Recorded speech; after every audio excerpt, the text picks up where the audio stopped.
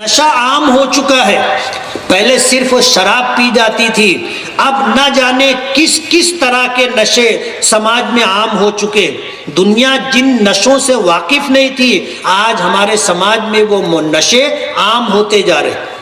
میں تفصیل میں نہیں جانا چاہوں گا، سینکڑوں قسم ہے نشے کی جو آج سماج میں ہمارے نوجوان اختیار کیے ہوئے. جوا عام ہے، حرام طریقے سے کمانا عام ہے، زنا عام ہے. آج سماج میں یہ چیزیں بالکل عام ہیں.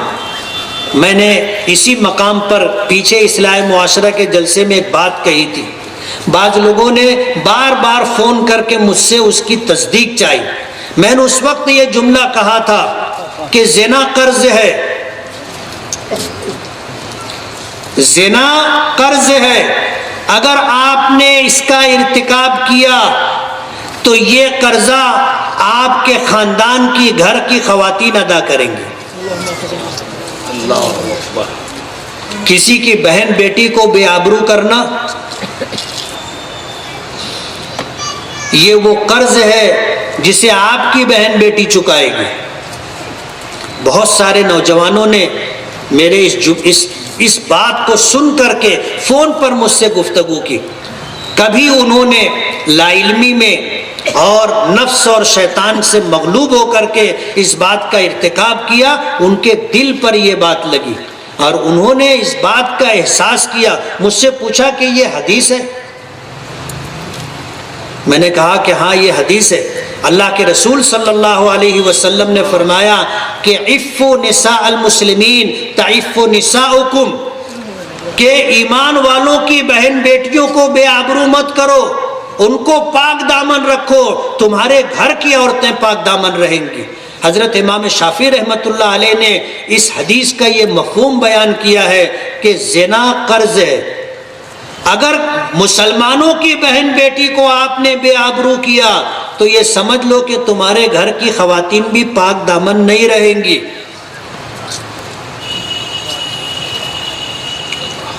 عفوا نساء المسلمین تعف نساؤکم. اسی جگہ سے میں نے یہ پیغام دیا تھا، آج اس کی وضاحت کی. میں یہ کہنا چاہتا ہوں کہ پھر وہی زمانے جاہلیت والی ساری وبائیں، بلائیں اور سارے جرائم عام ہو چکے. نوجوان ہمارے نشے کے عادی ہو چکے، راتوں رات مالدار بننے کے لیے جوئے کے عادی ہو چکے، مختلف نشوں کا شکار ہو کر کے اور موبائل پر بلو فلمیں دیکھ کر کے آج سماج اور معاشرے میں ہماری ماؤں اور بہنوں کو بے آبرو کرنے کے پیچھے لگے رہتے. میرے اس پیغام کو نوٹ کر لیں کہ زنا قرض ہے. اگر آپ نے یہ قرض لیا تو یہ قرض آپ کے خاندان کی، آپ کے گھر کی عورتوں کو ادا کرنا پڑے گا. ایک صحابی ایک شخص حضور کی خدمت میں آئے اور آ کر کہنے لگے کہ میں ایمان قبول کروں گا، میری ایک شرط ہے. نبی کریم صلی اللہ علیہ وسلم نے پوچھا کیا شرط ہے؟ کہا کہ میں ایمان قبول کروں گا لیکن اس شرط پر کہ مجھے زنا کی اجازت دی جائے. صحابہ کرام گرم ہو گئے. حضرت عمر نے تلوار نکال لی، آگے بڑھنے لگے. حضور نے روکا، مہ یا عمر، عمر رکو. اور پھر اس شخص کو قریب بلایا اور قریب بلانے کے بعد اپنا دست مبارک اس کے سینے پر، چھاتی پر زور سے مارا اور ہاتھ وہیں رہنے دیا اور یہ پوچھا کیا تم اس بات کو پسند کرو گے کہ کوئی تمہاری ماں کے ساتھ زنا کرے؟ اس شخص نے کہا کبھی بھی نہیں. پھر آپ نے پوچھا کیا تم اس بات کو گوارا کرو گے کہ کوئی تمہاری بیوی کے ساتھ زنا کرے؟ اس شخص نے کہا کہ کبھی بھی نہیں. پھر حضور نے پوچھا کیا تم سے یہ برداشت تو ہو سکے گا کہ کوئی تمہاری بہن کے ساتھ زنا کرے؟ اس شخص نے کہا کہ کبھی بھی نہیں. حضور نے فرمایا کیا تمہاری غیرت اس بات کو برداشت کرے گی کہ کوئی تمہاری بیٹی کے ساتھ زنا کرے؟ تو اس شخص نے کہا کہ نہیں. تو حضور نے فرمایا کہ جس عورت کے ساتھ تم زنا کرو گے یا تو وہ کسی کی ماں ہوگی یا کسی کی بیٹی ہوگی یا کسی کی بہن ہوگی یا کسی کی بیوی ہوگی. جب تم اپنی ماں، اپنی بیوی، اپنی بہن اور بیٹی کے ساتھ زنا برداشت نہیں کر سکتے تو پھر کون ہوگا جو زنا کو برداشت کرے گا؟ تم جس عورت کے ساتھ زنا کرو گے وہ یا تو کسی کی ماں، بیوی، بہن اور بیٹی ہوگی۔ وہ صحابی کہتے ہیں کہ اللہ کے رسول صلی اللہ علیہ وسلم نے میرے سینے پر ہاتھ رکھا، اس ہاتھ کی ٹھنڈک آج تک میں اپنے سینے میں محسوس کرتا ہوں۔ اور پھر یہ بات کہی کہ اسلام قبول کرنے سے پہلے مجھے زنا سب سے زیادہ محبوب لگتا تھا، لیکن اسلام قبول کرنے کے بعد اور حضور کے دست مبارک کی برکت سے آج تمام گناہوں میں سب سے زیادہ بدترین گناہ اگر میرے نزدیک کوئی ہے تو وہ زنا ہے۔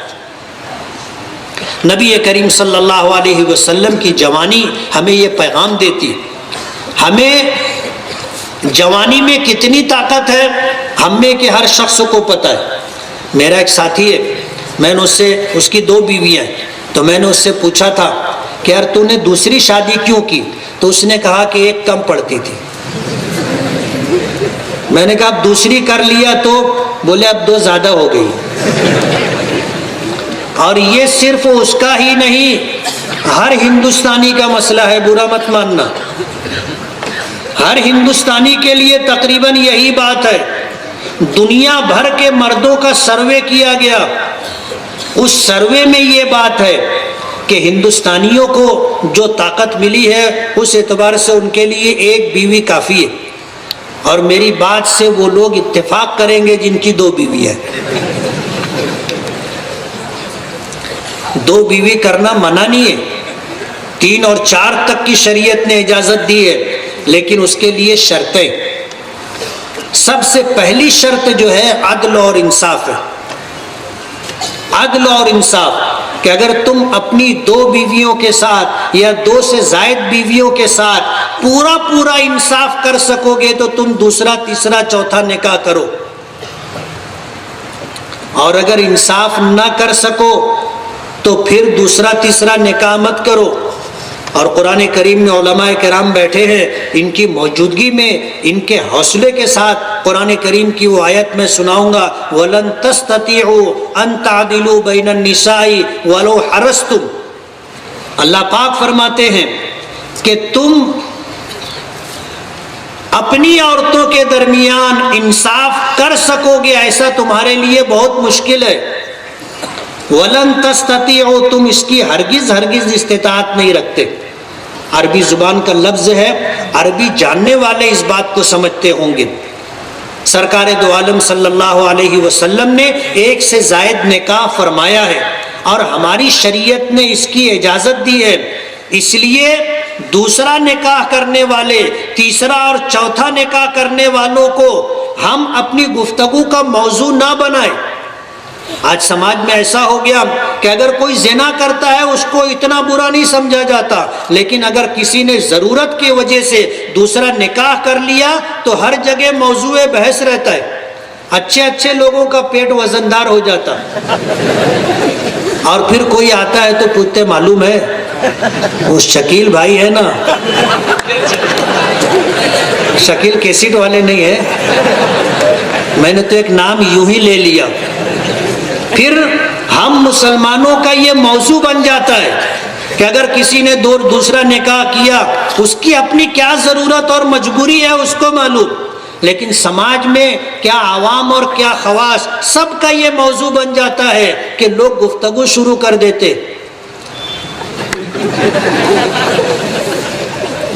پیٹ جب تک بول نہیں لیتے ہلکا نہیں ہوتا۔ موضوع بحث وہ شخص بن جاتا ہے، حالانکہ یہ چیز معیوب نہیں ہے۔ آپ سمجھ لیں کہ یہ چیز معیوب نہیں ہے۔ دوسرے نکاح کو برا سمجھنا اور دوسرا نکاح کرنے پر منفی تبصرہ کرنا، اگر کوئی شخص اس بات کا ارتکاب کرتا ہے تو اندیشہ ہے کہ کہیں وہ ایمان سے محروم نہ کر دیا جائے۔ اس لیے کہ اللہ پاک نے فرمایا ہے فَانْكِحُوا مَا طَابَ لَكُم مِّنَ النِّسَاءِ مَثْنَىٰ وَثُلَاثَ وَرُبَاعَ، کہ تم 1، 2، 3، 4 عورتوں سے نکاح کرو۔ کب؟ جب انصاف کر سکتے ہو تو.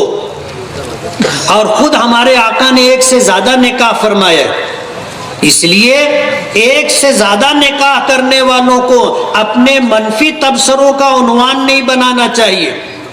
نکاح کیا ہے جائز طریقے سے اپنی ضرورت پوری کر رہا ہے. آج سماج میں زنا کرنے والوں کو اتنا معیوب نہیں سمجھتے، اتنا اس پر تبصرہ نہیں کرتے جتنا دوسرا نکاح کر لینے پر کرتے.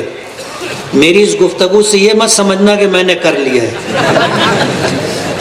بہت سارے لوگ جب اس طرح کی بات ہوتی ہے تو کچھ لوگ کہتے ہیں کچھ لگا تو بولے کچھ ہے، اور کچھ لوگ ایسا کہنے لگتے ہیں بولے ماحول بنا رہے ہیں، ماحول بنا رہے ہیں.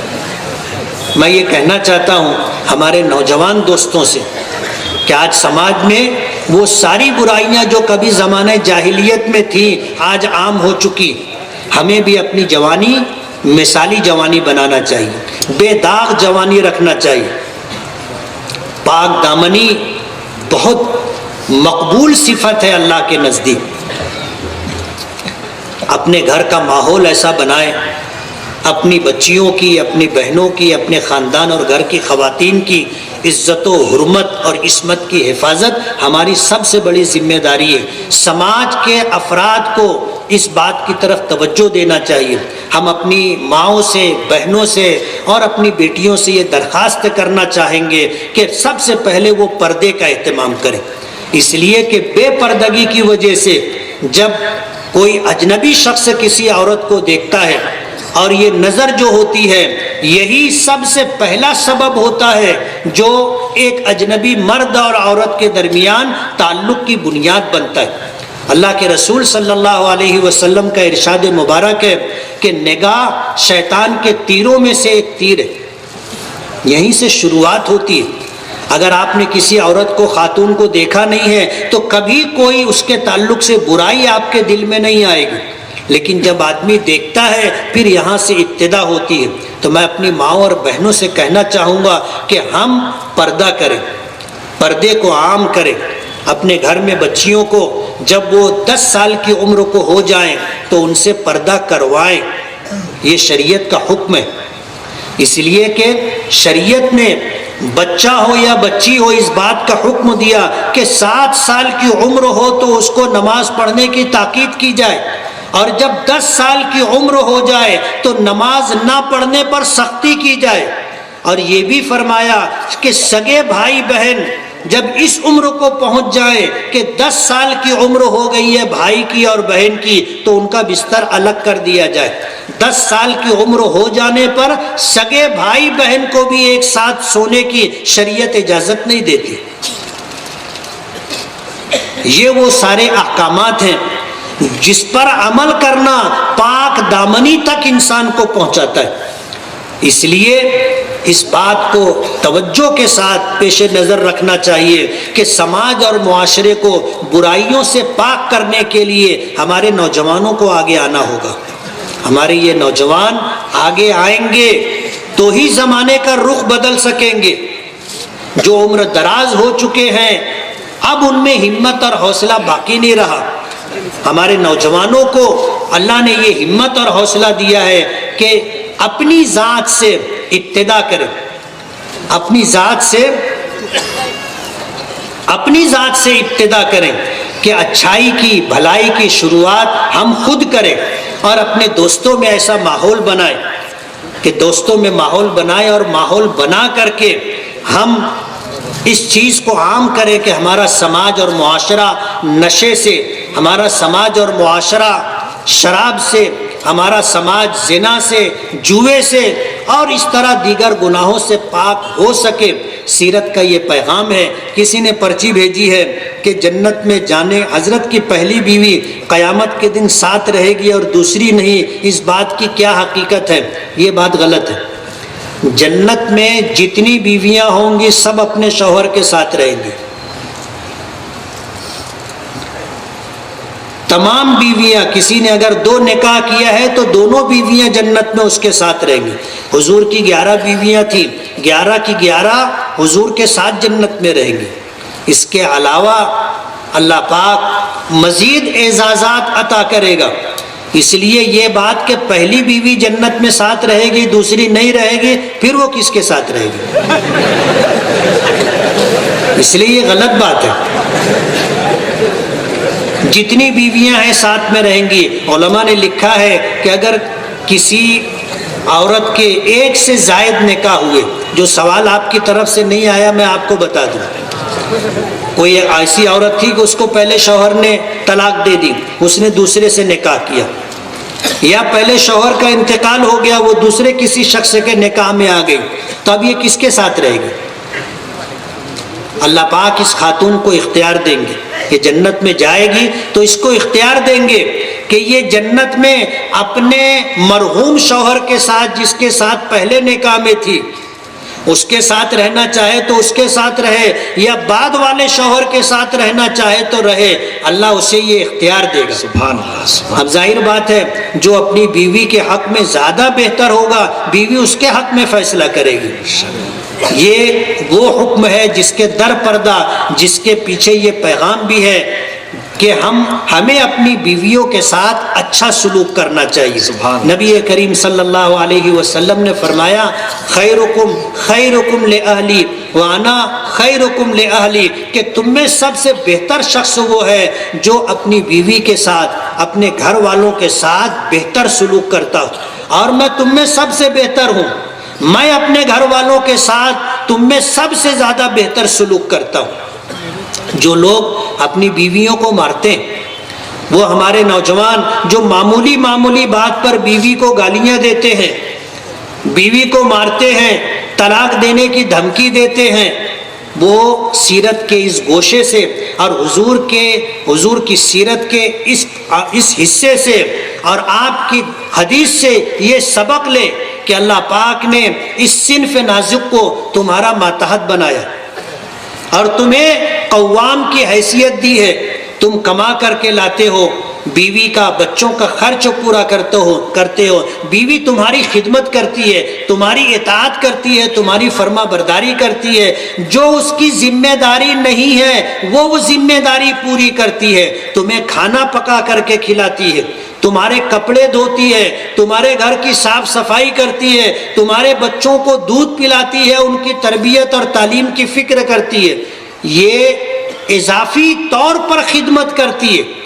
ورنہ شریعت کا مسئلہ یہ ہے، کھانا پکانا بیوی کی ذمہ داری نہیں ہے، کپڑا دھونا بیوی کی ذمہ داری نہیں ہے، گھر کی صاف صفائی بیوی کی ذمہ داری نہیں ہے، بچے کو دودھ پلانا بیوی کی ذمہ داری نہیں ہے، لیکن یہ ساری اضافی خدمات بیوی انجام دیتی ہے۔ اس کے بدلے میں اگر اس کو گالی دی جائے، اس کو مارا جائے، بات بے بات پر اسے طلاق کی دھمکی دی جائے اور زندگی تباہ و برباد کرنے کا پیغام دیا جائے، شریعت اس بات کی اجازت نہیں دیتی۔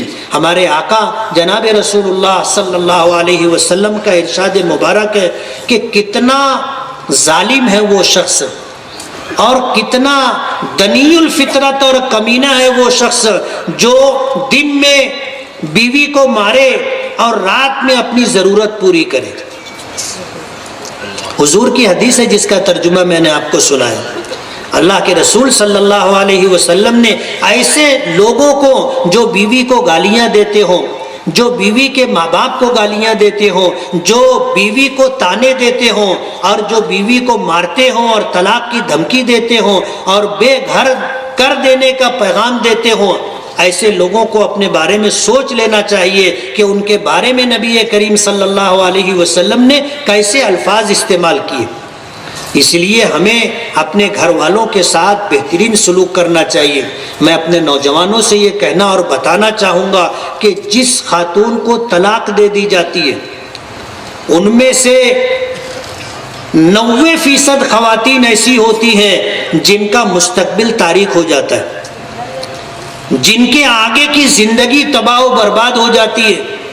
10% مشکل سے ایسی خواتین ہوں گی جن کو دوسرا شوہر اچھا مل جاتا ہو اور چین و سکون کی زندگی وہ گزار لیتے ہو۔ اس لیے طلاق دینے سے پہلے یہ غور کر لینا چاہیے، یہ سوچ لینا چاہیے کہ جس کو میں طلاق دے رہا ہوں یہ بھی کسی کی بیٹی ہے، کسی کی بہن ہے، آج اگر اس کو طلاق دی جائے گی اس کا مستقبل تاریک ہو جائے گا، اس کی زندگی تباہ و برباد ہو جائے گی۔ اللہ کے نزدیک جائز اور مباح چیزوں میں سب سے زیادہ ناپسندیدہ چیز طلاق ہے۔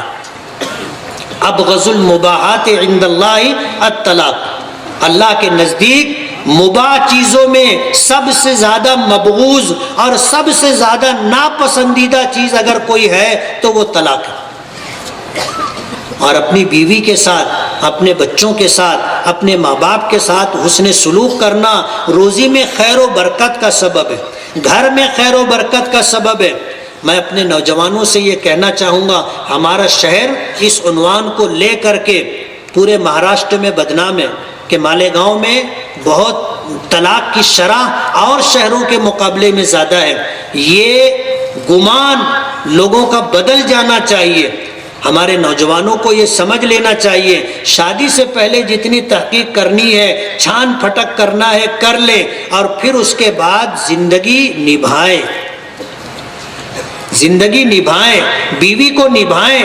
عیب سے پاک اللہ کی ذات ہے، عیب سے پاک اللہ کی ذات ہے۔ ہر ایک میں کچھ نہ کچھ کمی، کچھ نہ کچھ عیب ہوتا ہے۔ آج اگر ہم اپنی بیوی کے عیب کو چھپائیں گے، اللہ ہمارے عیبوں کو چھپائے گا۔ آج ہم اپنی بیوی کو اگر نبھائیں گے، اللہ ہمیں نبھائیں گے۔ ہم اپنی بیوی کو معاف کریں گے، اللہ ہمیں معاف کرے گا۔ یہ پیغام آج اس اسٹیج سے میں دینا چاہتا ہوں کہ اپنے گھر کے اندر خوشگوار ماحول بنائے۔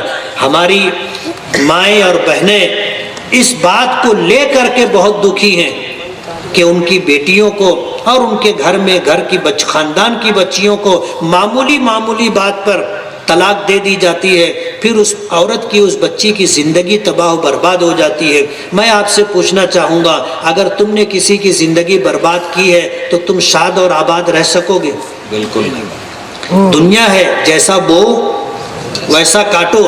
اگر تم نے کسی عورت کی زندگی برباد کی ہے تو تم بھی پنپ نہیں سکو گے، تم بھی شاد اور آباد نہیں رہ سکو گے۔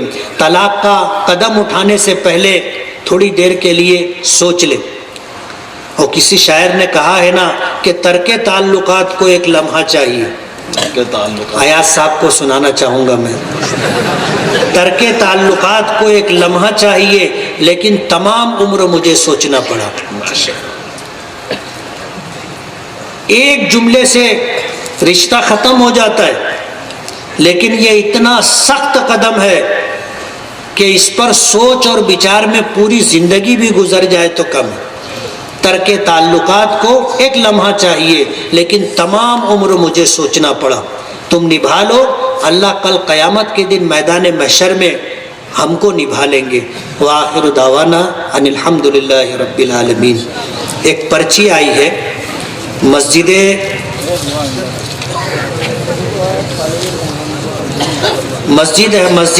حاجی محمد حسن، ان کے میں